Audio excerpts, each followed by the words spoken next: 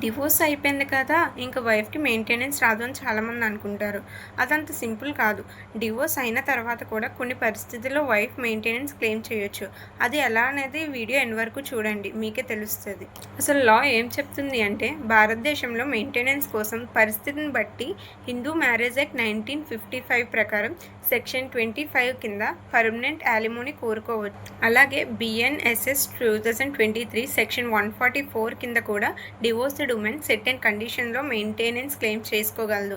ముఖ్యంగా court wife యొక్క income, husband యొక్క ఇన్‌కమ్, లివింగ్ కండిషన్స్ మరియు ఇతర సర్కమ్‌స్టాన్సెస్ వంటి అంశాలను పరిశీలిస్తుంది. అంటే డివోర్స్ అయింది, మెయింటెనెన్స్ ఉండదు అనేది తప్పు. వైఫ్ మళ్ళీ మ్యారేజ్ చేసుకుంటే మెయింటెనెన్స్ వస్తుందా? హస్బెండ్ మెయింటెనెన్స్ ఆపించొచ్చా? దీని గురించి తెలియాలంటే పార్ట్ 2 వరకు వెయిట్ చేయండి. అలానే కమెంట్ సెక్షన్‌లో పార్ట్ 2 అని కమెంట్ చేయండి. మీకు నా రీల్ నచ్చితే లైక్ చేయండి, షేర్ చేయండి. అలానే నా ఛానల్‌ని సబ్స్క్రైబ్ చేసుకోండి. Thank you for watching.